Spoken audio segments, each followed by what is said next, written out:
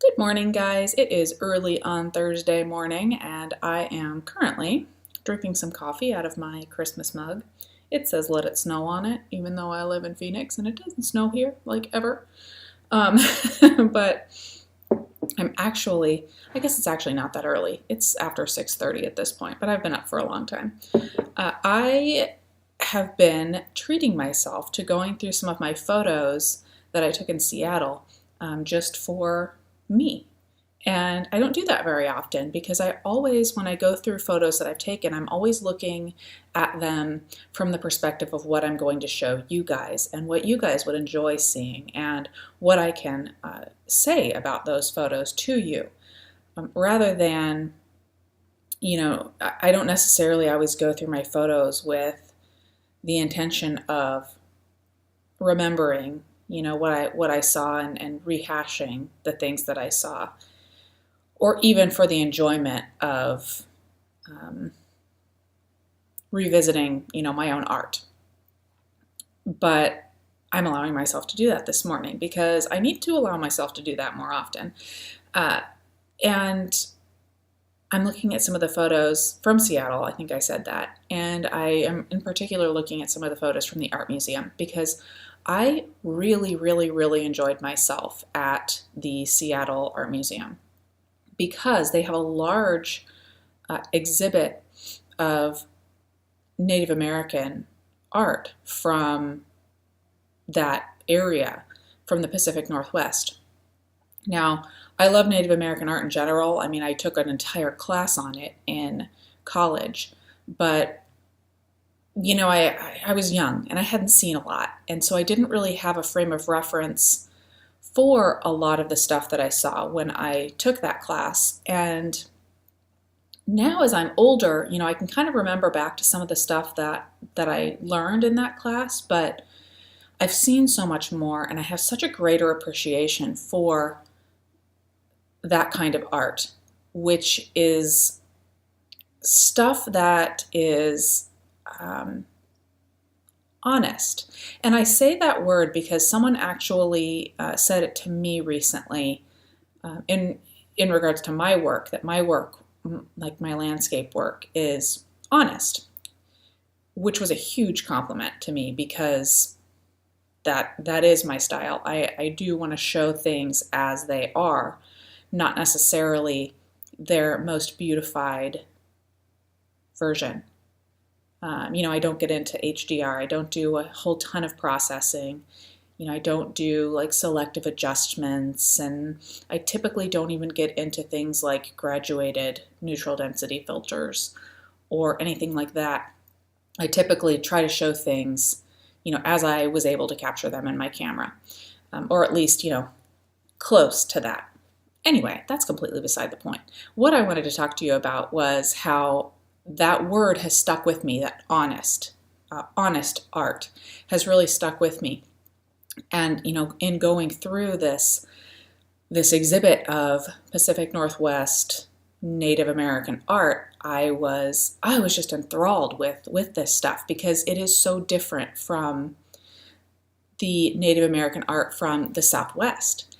And it's different in materials, in subject matter, but there's also all of these, all these same undercurrents of, the stuff that they're portraying, animals and,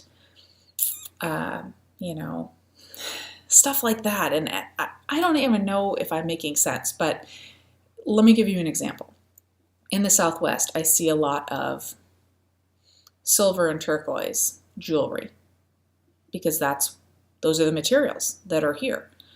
But there's a lot of like the figurative work, on this stuff it's a lot of simple line drawings and markings. But then maybe jewelry in the Pacific Northwest would have been made out of wood and maybe dyed wood because they had all these plants to make all these different kinds of dyes that you don't have in the Southwest because nothing grows here. Not nothing. A lot of things don't grow here. Or I saw these huge totem pole like house posts that had, all these faces intricately, not necessarily intricately, but these faces carved onto them. And they had these colorful, pigments on them. And there are no trees here that are that big to make these big house posts, and here being in the Southwest. So that was a complete surprise almost. And then even the subject matter, like the type of animals that are shown. Here in the Southwest, you'll see snakes or lizards, and in the art, or maybe buffalo, and then in the Pacific Northwest, there's birds and there's fish, and it's just so interesting to see the differences, but also to see kind of the general similarities, because all of that art was, going back to that word, is honest. It's very representative of the place and time that these people were creating their art, and even their art, it always had a purpose too. It wasn't just art for art's sake. Typically, it was usually to serve some sort of purpose, because these were a very, simple people. They weren't, they didn't think like, oh, I just want to hang something on my wall. They had a purpose all of the time. I shouldn't say they were a simple people, because that simplifies it. But anyway, I realize I'm rambling, but it is early and I am coffeeed up and I am enthusiastic about this stuff that I saw. And it definitely impacted me. So I did have a question for you guys, though. I'm curious, for those of you who are into this kind of thing, what have you seen in your area? Share with me, because I've shared with you kind of what I see in the southwestern U.S. and the Pacific Northwest of the U.S. Wherever you are, tell me about what the art of the native peoples was like. Was it similar to kind of what I'm talking about? I assume it is, where they've used the things that are around them as both materials and subject matter. They're not necessarily going to great lengths to create something, new. Tell me all about it. Share pictures if you can. And yeah, that's it. I'll talk to you guys later.